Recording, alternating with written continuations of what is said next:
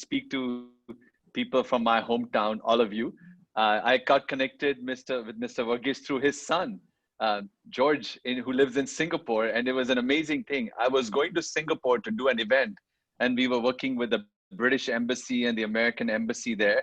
And George was part of this group. And we started working on my talk to come to Singapore and talk.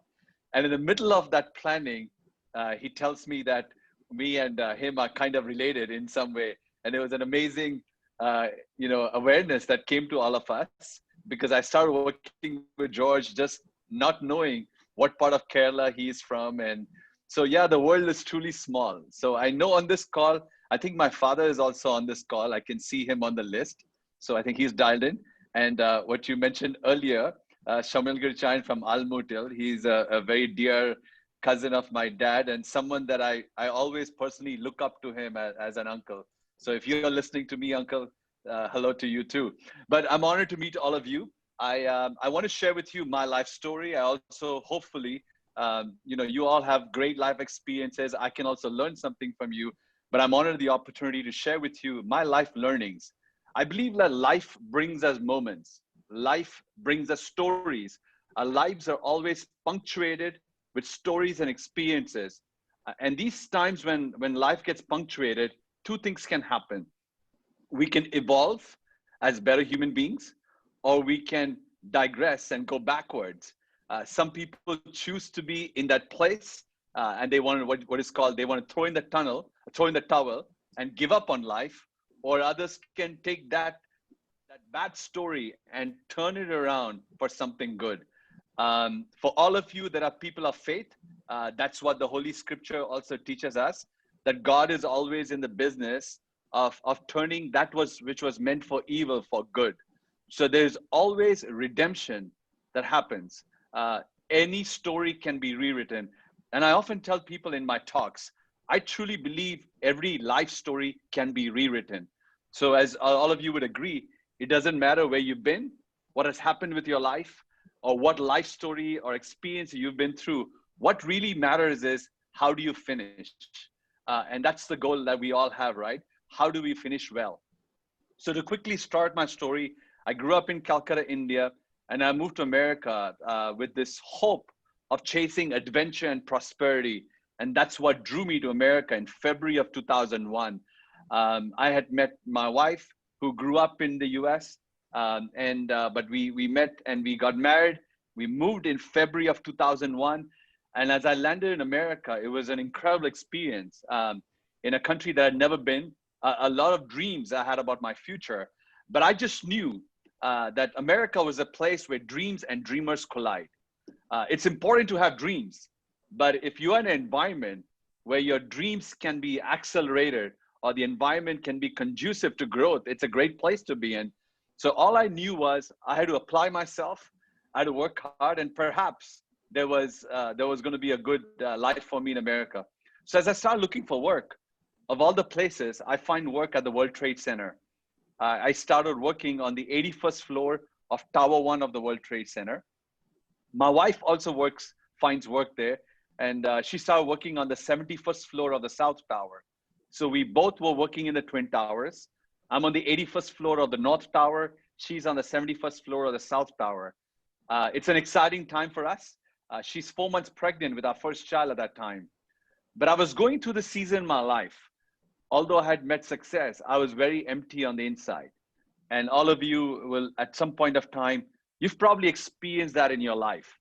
Life may be going well for you in many dimensions, but deep within you, you feel an emptiness. You feel like there's got to be something more than this. You feel like you're just going through the motions of life, and life becomes very monotonous. And you at times get up and you feel like you've missed the plot. What am I missing here? I've lost the joy of living. Even though you may have goals, you forget what it is to have the joy of goal setting and chasing something. So that was me. I didn't quite understand why I was in America. I felt like I had lost the plot. I felt like I was just getting into this rat race of chasing stuff instead of chasing that which is on my heart. The most unusual thing happened on September 10th. I signed up a life insurance policy. Someone convinced me to sign up a life insurance policy. So I remember on September 10th night, before going to bed, kind of telling my wife and saying, I want to talk to you about something. And she's like, what is it? I'm falling asleep. I said, it's called death. And she turns to me and says, why do you want to talk about death? We are young. Well, I said, there's a baby on the way. If something were to happen to me, this is the money you're going to get. This is who you need to call. And we will never talk about this again. So we went to bed. The next day was 9/11. I remember getting to work on around 7:30 in the morning, looking out of the building, and I'm contemplating about my life. And I write an email to someone in my church in New York. And I wrote to him saying, something's happening to me this morning. I know there's a call of God upon my life. I'm chasing stuff in America. There's got to be something more than chasing stuff that money can buy. I sent that email at about 8:05 in the morning, and about 8:46 in the morning, close to 9 in the morning, I hear this incredible explosion. And you saw it on your television sets. This was American flight number 11, flying coast to coast from Boston to LA, flying at 440 miles an hour, carrying 10,000 gallons of jet fuel. It comes crashing in. The plane struck several floors above us, but part of the wing of the plane tears in through my floor. You can only imagine what happened at that moment. As jet fuel is dumped on our floor, everything around us catches fire. The building is shaking violently. And there's 28 of us in that floor at that time, and our faces are on that carpet. And I'm lying there saying, I'll never see my family again. I'll never see my parents. I'll never see my wife. I'll never see the child she's carrying. But someone on our floor rallies us and he says, we have to beat this fire. We have to get out of this place. When we go through the challenges of life, when we go through extraordinary circumstances, what is amazing of life is everyday heroes emerge. And I'm sure you've seen that in your business lives. Just when it looked like things were going south, suddenly someone came into your life with an amazing business idea that turned the ship around. Just when you thought that all was lost in some area in your life, suddenly someone came with hope. And for us, this was one of our managers. He said, we cannot give up. We cannot die here. We've got to beat this fire. And we started crawling away towards the stairwell. The stairwell was several feet away from us. So we get to the stairwell, thousands of people joining us, running down the building. And that's when I hear the second explosion. This was the second plane crashing into the second tower. I'm trying to reach my wife, but phones aren't working. To quickly go through my story, it took me an hour and 20 minutes to come down 81 floors. I'm still in the plaza, on the plaza level. I'm looking out and I see this horrible scene of death. I see the fuselage of the plane lying there burning. I see bodies and body parts of people that have jumped out of the building, of people in those planes. And as we watched this, people were breaking down. It looked like a war zone.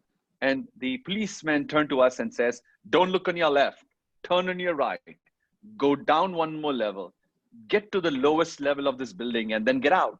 So I make my way to the lowest level and I'm walking towards the South Tower. And as all of you might know, there were 7 buildings and together they would be called the World Trade Center complex. So there was World Trade 1, World Trade 2, 3, 4, 5, 6, 7. So I'm walking towards World Trade 2, where my wife would be at work, thinking I might find her there. And that's when the unthinkable happens. I'm about 20 feet away from this building when the ground begins to shake. And for the first time in my life, friends, I find myself walking to the valley of the shadow of death. Now, when we do life, when we come together in groups and as friends, or even individually, when we process about life, we always tend to think about what's ahead of us.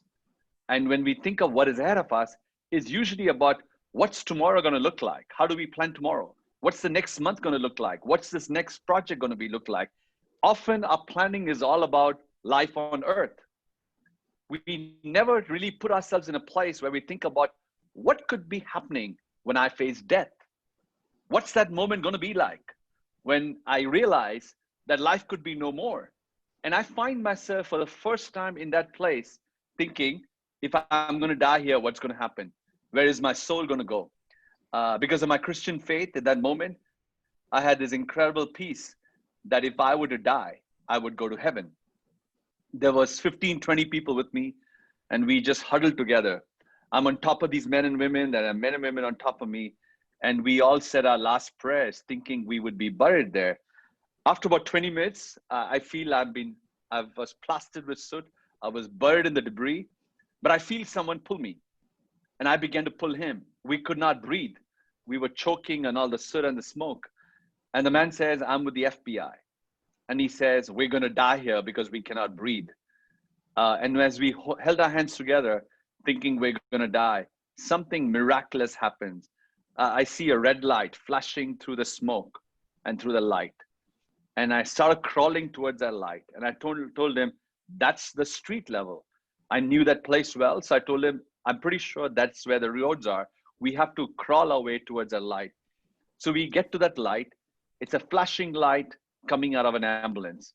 That ambulance was crushed, but the light was still flashing. And I know that light was there so that we could get out of ground zero. I want to pause here just for a moment. And I want to tell you guys, this morning for me and evening for you, I'm sharing my life story with you. But every person on this call, you've been through a life story. Some of you have got out of a story. Some of you shouldn't be here. Their doctor said you won't make it. Some of you were told your marriage would not make it. Some of you were called the black sheep on your family. They called you the prodigal son. They called you the prodigal daughter. Society said you would be up to no good. Your first employer, he fired you. He didn't realize the potential in you. So you've been through a story. You got out of a story. There's been a transformation that's happened in your life because you decided that you didn't want to be stuck in that story. Secondly, there's some of you going through a story right now. I don't know your story. The others on this call do not know your story. But if you are going through a story, and if you feel like you have missed the plot, if you find yourself in a place this evening and saying, is there hope? What's my tomorrow going to look like? I just want to encourage you, your story is not done. I'll tell you when your story is done. Your story is done when you stop breathing. If you are still breathing, and if you're still alive, that means God is not done with your life. Your life story has not ended. There is so much more you're going to do with your life. There's so much more of your legacy that you're going to create in the next years or decades that has in your life. And thirdly, there could be another group that could say, you know what? I have not been through a story. I am not in a story right now. Life has been good to me. If that's you, I want to rejoice with you till this moment, because I've seen enough of life to realize that the sun could be shining on our face and the wind could be on our back, but life is such that the storm clouds could be gathering somewhere. And when the storm clouds gather somewhere, one day it could come at you, it could come at me. And the question is, when those storms come our way, what is the foundation on which our life has been built on? Is our foundation solid? Is our foundation built like in the scripture? There's a story of a wise man whose life was built on a solid foundation, or is our foundation built on something that will not withstand the storm? So that's something that I just felt to share with you as I'm sharing my story. But to go back to my story, this light leads us out. The man says, I got to go back, get more people. He runs back. The North Tower or Tower 1 collapses. And this brave hero died that day. The man who saved my life. He has left behind 4 children and a wife. Both the towers have collapsed. Dust, smoke, ash rising out of ground zero. And I'm saying, why is my life spared? For sure, my wife is dead. Hours had passed and cell phones weren't working. But late that day, I get a call on my phone. When I said, hello, it's my wife on the other side. Her life was spared. She was late to work by 2 minutes. She comes into the building by the last train. As most of you would know, the trains would go to the basement of the building. But that day, that train was late, and that's what spared her life. She comes into the World Trade Center. By then, the plane had crashed into my building, and she sees people jumping out of the building, bodies landing around her, and she thought I was one of them. We told each other where we could meet, and it was amazing. As we meet, we truly believed each of our lives was spared. And I will never forget, going to a place where I was decontaminated. and calling my parents midnight in India. They thought I was dead. My family thought I was dead. And we get to call them and let them know that God has spared our lives. So that's kind of my story of September 11, 2001, where it looked like a normal day. Suddenly, the unthinkable, the unimaginable happens. And that's the reality of life. We go about life thinking everything is in our control. We think every day is going to be just like the day before. And suddenly, life throws a curveball at us.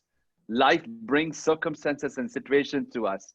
And in those moments, what will people who will survive or people who will thrive, even through a tragedy, is people who I believe have what we call resilience, people who can make a comeback in life. So to kind of fast forward my life story since 9/11, the next day I wrote an email about my experience. It went viral. It went all over the world. People started calling me and saying, "You need to come and share your story." And I didn't. I was never a public speaker. I was very hesitant, but with God's help, I said yes, and I started traveling. And as I started traveling, I realized what I'd shared with you before, that every human being has a story, that every human being, if you become real with them on a one-on-one level, or if you can speak to them about where they are in life, on the outside, we may look very successful. On the outside, it might look that we have it all put together very well. On the outside, it will look very rosy and pretty, but deep within us, every human being, there is still an emptiness. There's still a void. There's always this sense of regrets. There's always this sense of, what if I lived my life in a different way? And I feel my calling in life is to just remind people the fact that no matter where you are in your life, no matter what season you're in your life, your life story can be rewritten. Your life story is not done. So I want to quickly share with you a few experiences a few things that I've learned through 9/11, which I try to teach in opportunities that I get. And I just also want to share with you about my work a little bit. We're all going through this crisis of COVID.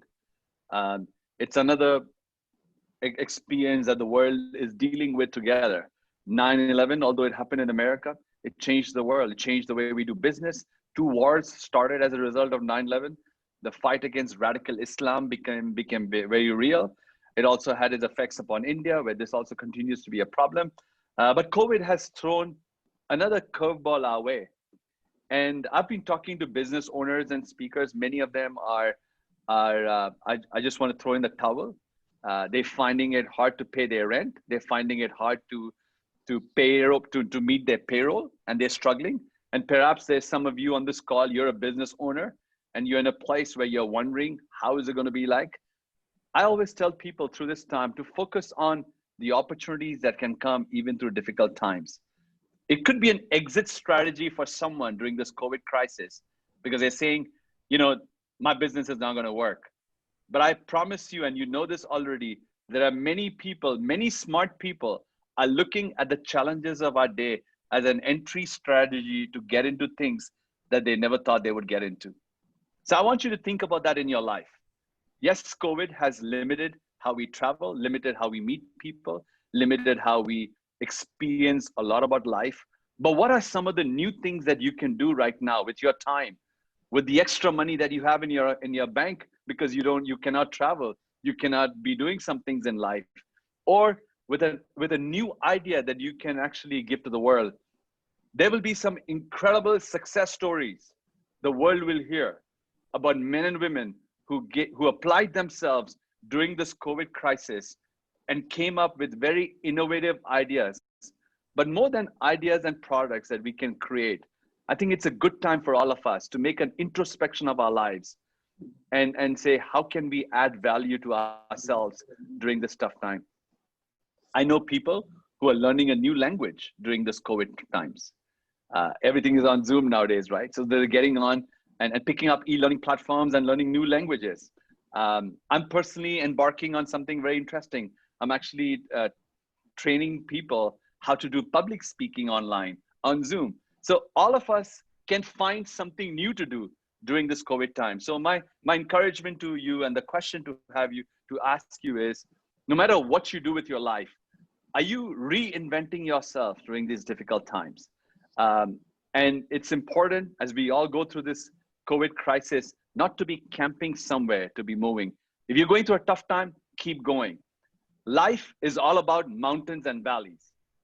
For those of you who are high achievers, you know this. We don't get to always stand on the mountaintop. Even the person that landed the flag on Mount Everest, he had to come down. There's not too much oxygen on the mountaintop. When that oxygen cylinder, gives up on you, you have to climb down. Such is success. I wish success could always be perpetual and never ending. But when we get to the mountaintop experience, we have to come down the mountain. And the reason we are coming down the mountain is not to go and live in the valley, because now we're looking for the next mountain.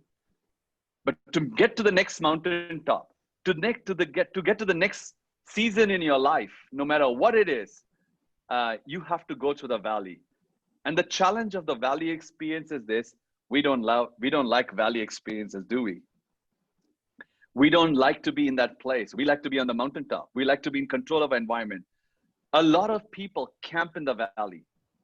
When people deal with sicknesses, and some sicknesses that are very tough on human bodies and minds, research and psychologists, they say the ones that truly heal are ones that are healed here in their head, those that will push through the valley.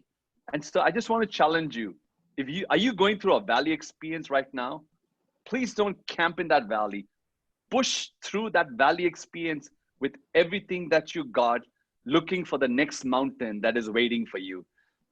We all have those moments in our life. There are moments in my life, although I'm the one trying to inspire you, I just feel a lot of times I'm giving up on a lot of things in my life. But I'm constantly reminded that my life is not done till God up there say it's done. So that's something that I want to share with you. Life is not measured by where we live. Life is not measured by the bank balances we're going to leave behind. Our life value will not be measured by our trust funds or the companies and businesses that we built. Our life will be measured by the legacy we leave behind. And the legacy you leave behind, not only for your children and grandchildren, but the legacy you live for the world. I often ask these people this question: when somebody lives on this earth, we do this social gossiping, and we'll say, oh, this person, Mr. Varghese, drives this car, or Mr. John lives in this neighborhood. We talk about people when they're around. But have you ever heard anybody talk about someone who died 5 years ago and 10 years ago and talk about their lifestyle? No. But if that person left a legacy where he changed lives, that story will be told forever. And very early on, post my experience of 9/11, I just decided for myself, I don't want to be hearing about these stories of others. No harm in that. I want to have my own story. I want to have a story of legacy that I want to leave the world behind. And like Mr. Varghese introduced me earlier, I came to the understanding of this problem of modern slavery. And it's an umbrella word for human trafficking. It means the same thing. It was an experience in Mumbai and in Delhi, in a red light district, that totally changed my life. I saw women kept in cages, 3 feet by 6 feet, with no ventilation. And I heard the stories of these women. They are forced to see up to 30 to 40 men every single night. Their bodies are sold for about 200 rupees. And when I saw this, how trapped they were, it reminded me of my experience of being trapped on 9/11, thinking I will never get out of this building. And in that moment, something happened. As a man, I found something incredibly common with these girls. And my life mission kind of changed. Till then, I was about speaking. And I just felt that at that moment, speaking is good. But I just want to be part of rewriting the life stories of these women. So what we do is we go into the red light districts of the world and we rescue women. We rescue women and children. We bring them to our safe houses and we help them heal emotionally, physically. They've been through such incredible trauma. Then we find businesses or we create job opportunities for these girls to get jobs, and then they re-enter society. We also go looking for children who are forced child labor. There are 77 million children that are forced to work when they should be going after education. Similarly, there's 41 million people globally in slavery. So we go into these dark places of the world And if you have any questions, I'd love to share about that process. But the awareness that I'm trying to build in the world is beyond sex trafficking.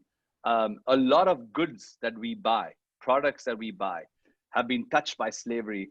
I just wrote this book just about last year on this very topic. It's actually called Libertas, a call to fight modern slavery. And this is almost like a 400-page book, 350-page book that talks about this evil of slavery, how slavery has entered in the supply chain in businesses. We've all heard about carbon footprint. If you drive a car, the impact that has on the environment. If you get on a plane, how much that's affecting how much of fossil fuels we are using in flying planes. But now the conversation is about slavery footprint.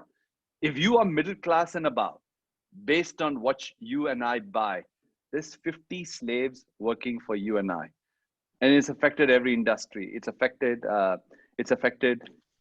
these gadgets like cell phones. There's a chip in this phone, and some of the ingredients of that chip comes from Congo, where there are children forced to work in these mines. Women with your makeup, the gloss, it comes from the mines of Jharkhand because of some ingredients, like I think it's mica for the gloss, that children are forced to work there. Chocolate, and that has been touched by slavery. Garment industry has been slavery. So keep me in your prayers. I feel my calling now is to go into battle with this problem of slavery, but also to bring awareness to the corporate world. And we're trying to do that in different ways. And so, yeah, so that's what I wanted to share with you. You've been a great audience. If I want to turn it back to Mr. Verghese, and if anybody has any questions about my experience, what I shared, or what I do, I'd love to take that.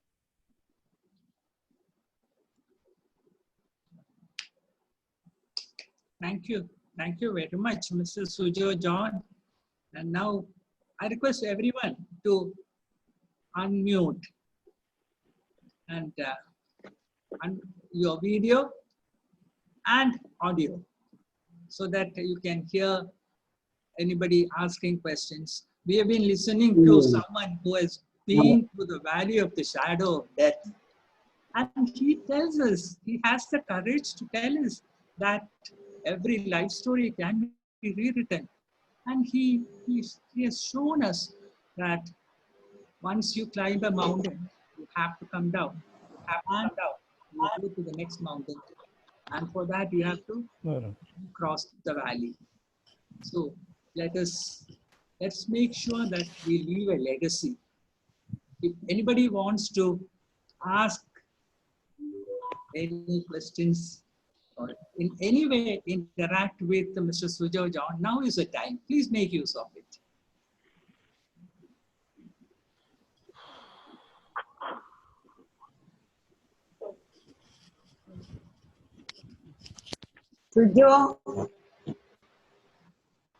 Sujo, can you hear me? I can hear said you take classes about public speaking. Yes. Okay, you have an idea, is it free? I don't think I'm going to do it for free because I have to make a living. Okay. So, yeah. Just wanted to know.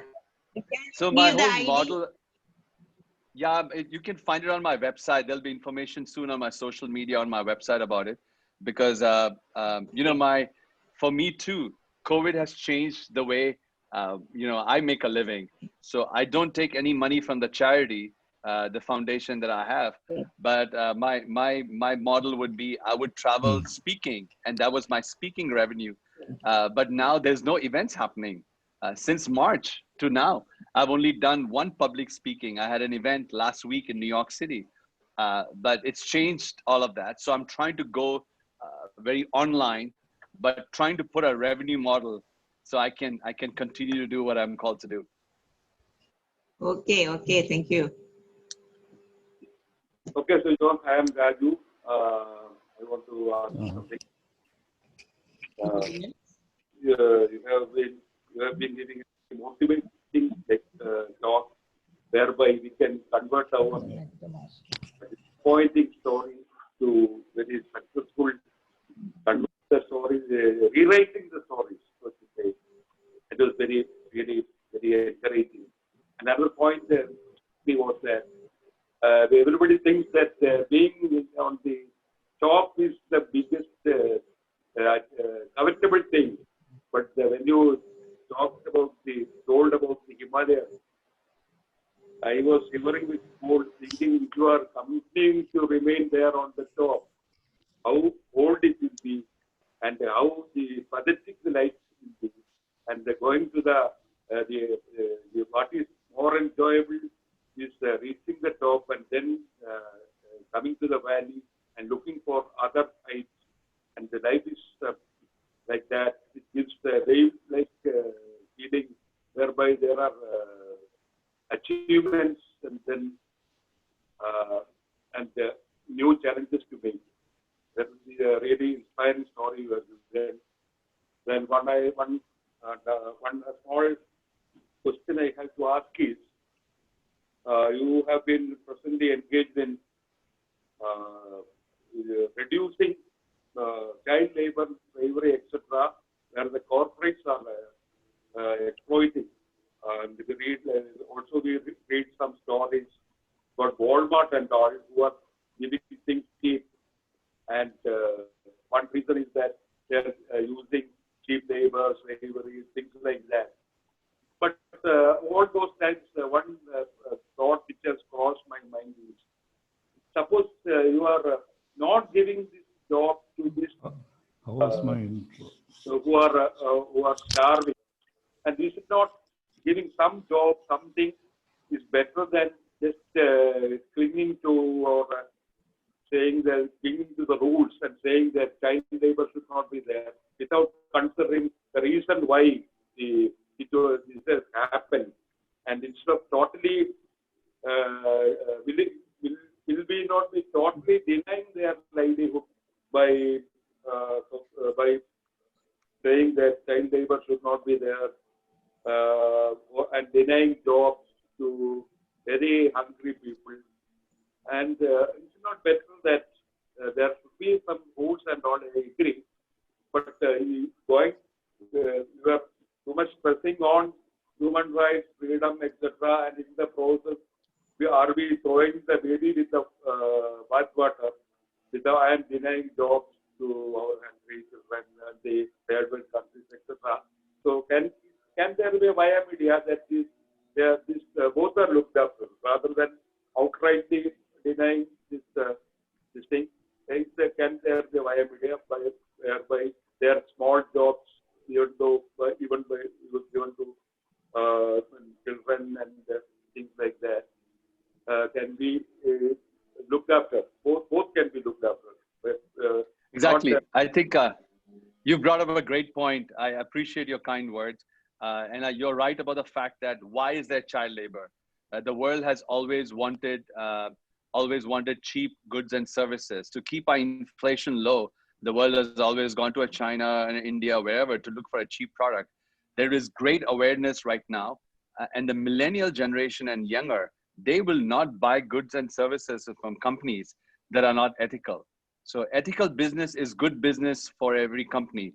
That is a new realization that people are having. The demand is pushing that. Now, what you talked about child labor, the world has changed. When we talk about starvation, we look at countries, for example, let's even just look at our country of India. In the last 15, 20 years, there's been a lot of growth that has happened in safety nets for people who are marginalized, which was not there 15, 20 years ago. I have worked on this issue with government officials in Delhi. I have talked to a lot of people, and my understanding and study is, in a country like India right now, not too many people die of starvation anymore. 20 years ago, it was different. You would hear stories of starvation in Bengal, Orissa, and some places. Nobody really dies of starvation anymore. If people are dying, if the poor are dying, it could be because of lack of hygiene or healthcare. So having said that, why is this not happening? Because of the common minimum program and other safety nets programs that's already built into Indian society. What happens is, in our experiences, when we extract a child, we are able to connect these families. If they are below, say, 9,000 rupees income a month, we are able to connect them to government programs where they get money. What we have also taken responsibility to kind of avoid what you are saying, sir, is the families, the children that we rescue, we look at their financial, we do a financial assessment. We send our staff, I send my team to their village where these children come from. And a lot of times we see that it might be a mother with like 5 children. And that's the only way for her to really survive, make ends meet. Especially during this COVID times, we have been buying grocery supplies. So we've taken a responsibility till this family meets, family's financial needs are met. If this is a family that's a good family, has values, and if poverty has been the only reason why they ended up pushing their children towards child labor, how can we provide them what they need, or how can we provide them the resources? So our charity has taken a very different approach in this fight against child labor. So we only try to bite what we can handle. So it's a holistic care of the family, connecting them with resources and opportunities, retooling the mother or the father, trying to help the parents get a job. If there's a drunk father, how to get help for him. So it's a long drawn process. So so 2 parts as I wrap up. You know, today, if you lose your job or your business, sir, I know for a fact, you being an honorable man, you will do something else with your life to feed your wife and kids, right? If I were to lose my income, I'm willing to do anything, go work in McDonald's, clean somebody's floor. So I think humans are such that if that income opportunity, legally it's wrong, they've been caught, they will find another way to survive. And if they have challenges finding that way, then it's the responsibility of civil societies. It's a responsibility of the government and nonprofits like us to aid them. So we try to build partnerships with Rotary Club. We try to build partnerships with industry, CSR partnerships with corporations. So if you have a company and your factory is in, say, in Thane, Mumbai, and our work is right there, we have a partnership where we say, there's a mother, there's a father that needs a job. Can you give them a job? And if you give them a job, this is what's going to happen to the family. So it's a very holistic way that we need to deal with it, not just banning child labor totally. It is illegal. There are very strict laws. So you follow the law that is already there in the books, but you actually find a way for that income to be supplemented in the family. Thank you. Anybody else? Hello. Hello, sir. Hello, sir. Can you hear me? Sajan, Yes, please, sir, I can hear you. please Okay, unmute. sir. Sajan, Okay, sir. unmute. Hello. Okay, sir. You made a statement in the beginning that in America, dreams and dreamers collide. And you have been elucidating it through your wonderful heart-wrenching but wonderful presentation of your life-changing experiences. Would you please explain what you mean by these dreams and dreamers collide? Sir, one more First of question. all, I'd like to get a book of your Libertas. For that, what should I do? Yeah, if you go on our, I can put it on this link here. You can get it on our Indian website. I can put it on the chat about our website here, or I can share it with Mr. Varghese, our Indian website, and we can ship that book for you from our office in Mumbai. So thank you. So your first question about what does dreams and dreamers collide? First of all, if you want to be successful in your life, you have to be a dreamer. I don't know anybody who's had success in life who has not been a dreamer. Dreams and dreamers. So if you are in a place, I mentioned America as a place, and let's focus on that. You need an environment that's always conducive for growth. My experience of America, and it's also happening now in India, is it's amazing for me, an opportunity that I had here to live in a country where your background means nothing. Your pedigree means nothing. Where you came from means nothing. And the capitalistic economy survives on this one premise: can you add value to human society? If you can add value to human society, and unfortunately, only till you add value to human society, you would be noticed, you'll be recognized. So America always, I feel like, is there for the underdog, and it has provided opportunities where you come in. You don't have to come from money. You don't have to come with a famous last name. You don't have to bribe somebody into an opportunity. if you have something to offer the world and that is unique, you will get a shot of life. And interestingly, and I'm glad this is also happening in India now, where we've lived in a culture where it was all about, you know, who you know in India, or how you can bribe your way into getting somewhere in life, whether it's bribing your way through an admission test in an engineering program or a government job. And I think societies that have truly progressed in the Western world has been ones where they've given those opportunities for dreams and dreamers to collide. So I'm talking about an environment. I'm talking about an environment that can be a catalyst. So it could be culture, it could be rules, it could be how society values talent over the fact where you came from or what you look like or how old you are. You know, so one of the most amazing things when I came to America, which completely shocked me, was when I was making my resume, or what we call a biodata in India. One of the first things we do in India, in our simple biodata, is like, what do? We put the name, we put son of, right? Like in my case, it'll be son of J.K. John Kayuril. Then you put your age. In America, in none of your bios, you ever write about who is your father. Mention son of so-and-so. In fact, you don't even have to mention your date of birth in any of your resume. It's unethical if an employer asks you how old you are. And I find that amazing. Even in the UK, I have a friend in the UK. She's 70 years of age. And at age 66, she started a business of supplying Indian masalas to Tesco across London. So I think age, where we come from, our political beliefs, our religious beliefs should not be limiting us from growth in our life. So I found that a very unique thing about America, and hopefully our country of India will also get to a place where talent will always come to the top, no matter the background. So Hello. thank you, Mr. John.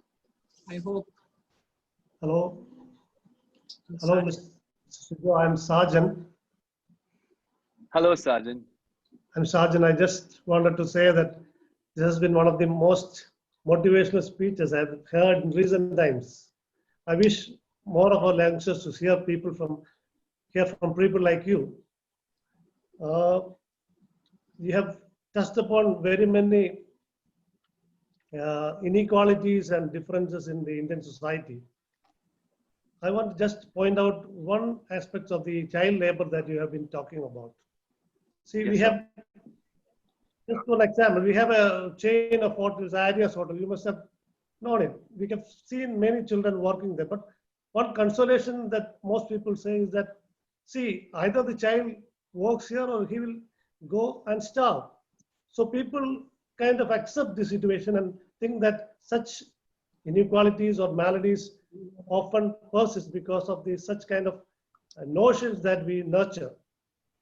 That is a great many hurdle among the so-called intellectuals to do away with this kind of social evils that is still persisting. What is the program that usually do to tackle such emotional status quo that people maintain? Yeah, you know, it's kind of the same question that we talked about earlier, sir. I really believe this, and I honestly believe this from my research, from my study, as we are in this fight. People don't die to starvation in India anymore. Nobody dies to starvation anymore. When we hear these stories, it comes from what people have in their head from what would happen 20 years ago, 25 years ago, and in India. If we hear about people economically being disadvantaged, that happens all over the world. Even America, there's people below the poverty line here. Every country has people below the poverty line. Being under the poverty line doesn't mean that you're starving. That the definition is very different. So people are not going to die. I think it just may be an excuse for people to, you know, just to close your eyes to child labor. I passionately believe that there are enough safety needs and funding in the government. You think about, you know, the funding that's there, even during COVID. I was very surprised at what my parents told me, even in Tiruvalla and in Kerala, what the government has done, bringing food and rice to people during this time. In the last 20 years, we have to accept that more than 200 million people in India have been lifted out of poverty. And that kind of upward movement has happened in India. So unless we realize that Indian society has and continues to move upward, we will not understand, we will still believe that people are starving. So I just want to share that again, repeat that again. I honestly don't believe people die of starvation in India anymore. It could be other causes that's causing people to die. More and more people are getting resources from the government or nonprofits are stepping up. What civil society can do is, if all of us, if you think child labor is wrong, and if I think child labor is wrong, and imagine all of us think child labor is wrong, we can make a few decisions. We can choose not to employ child labor. We can choose to empower a child in India, find a child that needs education, sponsor that child's education, provide opportunities for families that are struggling, create jobs in our businesses to employ people who are disadvantaged. And if everybody takes that mantle on, and with CSR now, there's a lot of money now in even Indian companies. And I think together, a lot of things is happening. For me, I've done extensive traveling across India where there is child labor, whether it's Andhra Pradesh in the brick factories, whether it is in Moradabad, which is 2 hours from Delhi, where there's handicrafts. That was a big part of child labor. Or in places around Mumbai where we work, or in Bengal, or in Bihar, or Jharkhand, where I've traveled a lot. That we are turning a corner on this fight against child labor. More and more children in India, even the girl child, is going to school. So if we provide opportunities for children to go to school, and the food that they get in the school, that's another motivation. And if jobs can be given to parents, I think that's the only way. If we want to really develop our social development index in India, it's making sure that every child gets education. Every child, instead of working, has a chance at work. So I want to disagree respectfully that when people say people will starve.